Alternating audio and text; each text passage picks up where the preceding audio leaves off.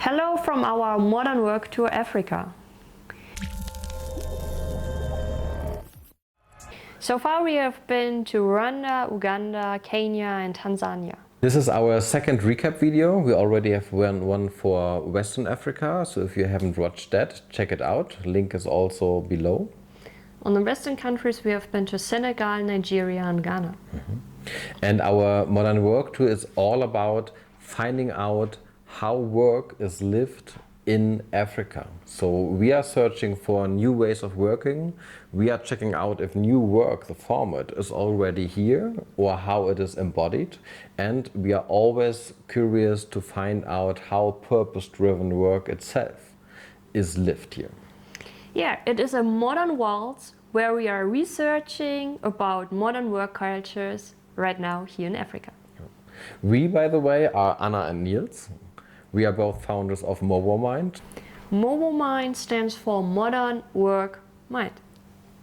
And our focus is to enable purpose-driven work while helping companies to get better in their in-house knowledge exchange. And it's also very important to find out what is your purpose and why are you doing that. And because we are always curious, it was not enough for us to know how it is in Germany, in Europe. We've been to our first Modern Work Tour already, where we went through 26 countries during, I think, 11 months. Okay, Niels, let's start with some examples.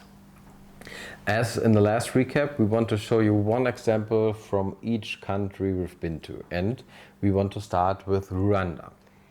In Rwanda, we've been to the capital, Kigali.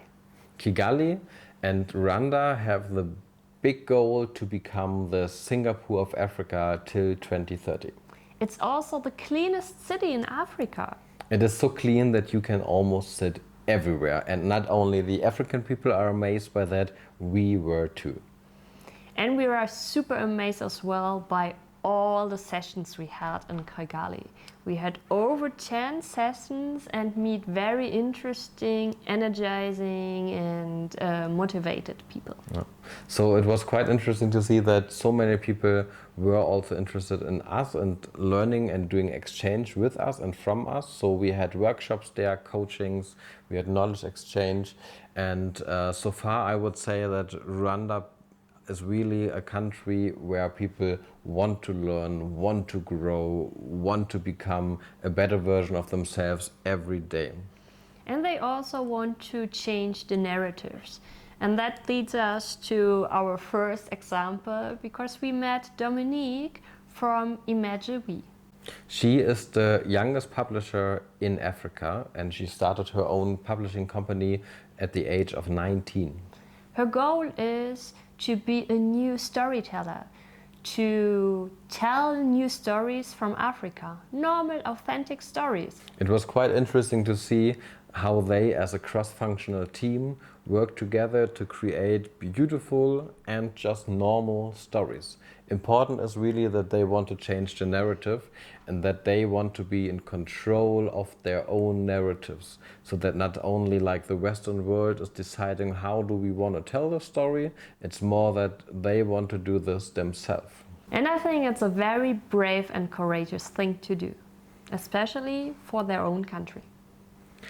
The next stop was in Kampala, the capital of Uganda.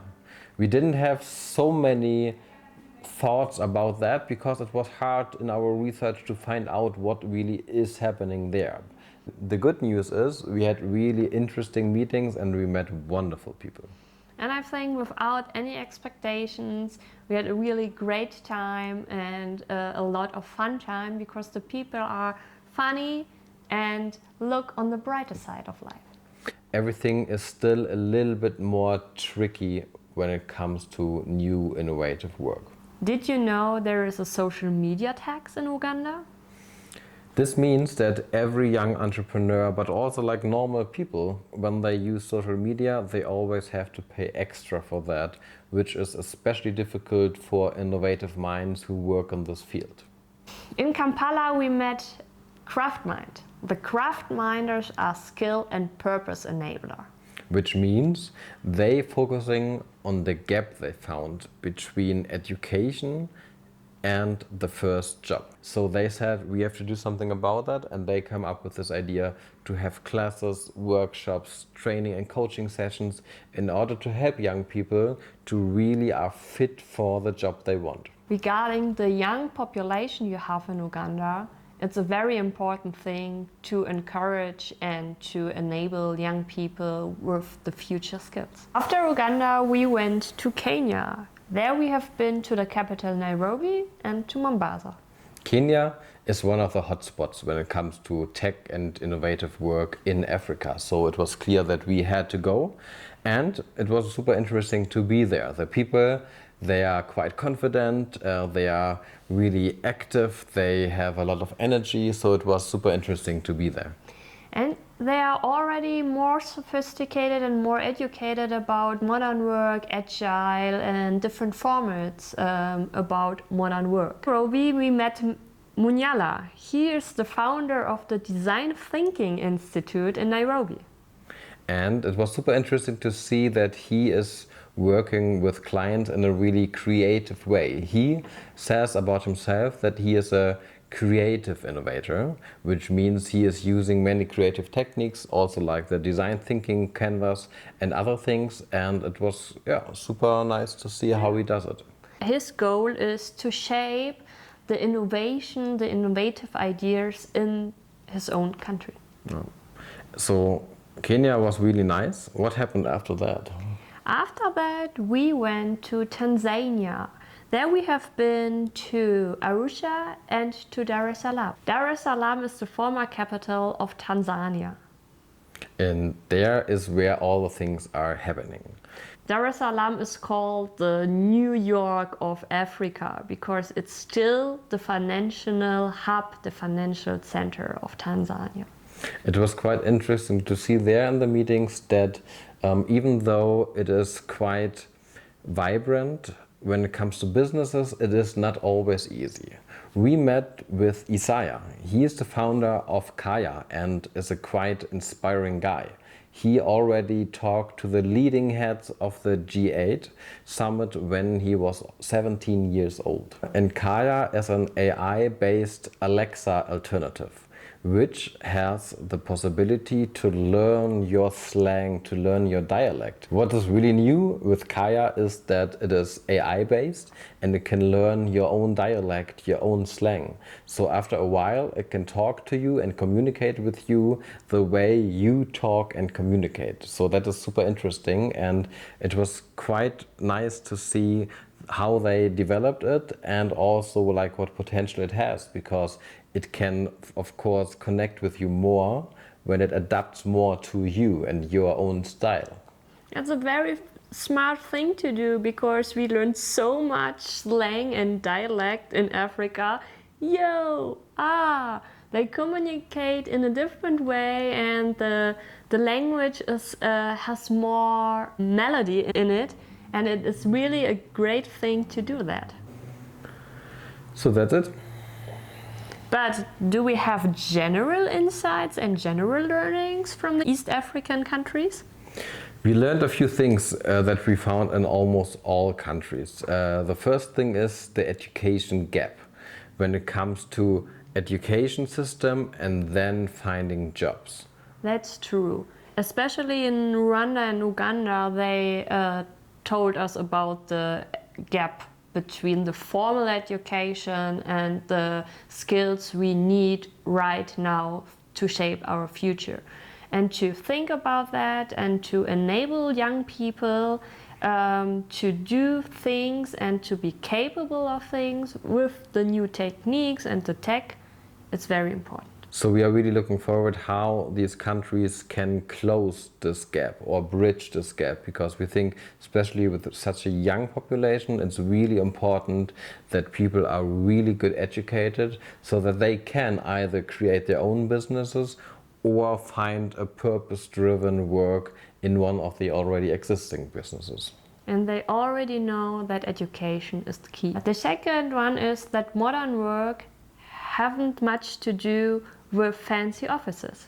We saw many inspiring people who worked in a really innovative way, and their offices were super clean and really like easy designed. So nothing on the wall, nothing you could see and get inspired. So they really focus on the work itself. And this is really different to new work contexts and companies in the Western world, where you have more fancy offices, where you have all the different things hanging on the wall, like the mission statement or maybe also your code of conduct. So that was quite interesting to see. I think it's a very interesting thing because here the mindset comes first and then the offices and the shaping the environment. The third thing we saw was that connecting creativity and tech is something that can work quite well. We found the perfect example for that in Mombasa, Kenya, at the Swahili Pot Hub. Young creative people and young tech people come together and create new solutions in a way that they couldn't create just by themselves. And we think that has a lot of potential also for us in the Western world. Yeah. The interesting thing here is that you can bridge the gap between tech people and artists. So we see a lot of potential here and we think we can all learn a lot from that. Okay, so how will we continue, Anna? Yeah, we will continue to our last part of our modern work tour, our Modern Waltz. We will go to Namibia and South Africa.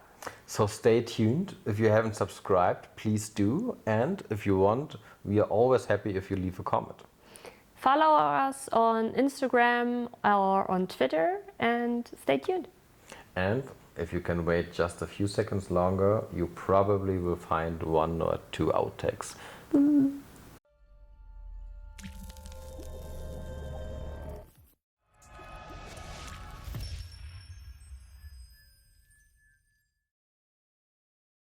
So far we have been to... Ich kann das noch gar nicht, ich glaube, ich kann das nicht. Oh.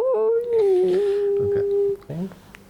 Because the one up there is It's blinking. blinking. Uganda. Ja. Okay, ich mach's nochmal. And regarding,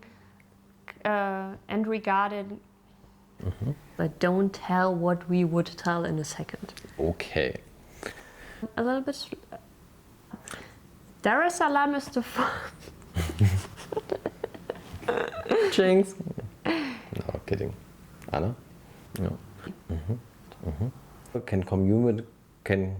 So that Kaya, after a while, can communicate. So. Sorry. Ohne so. No.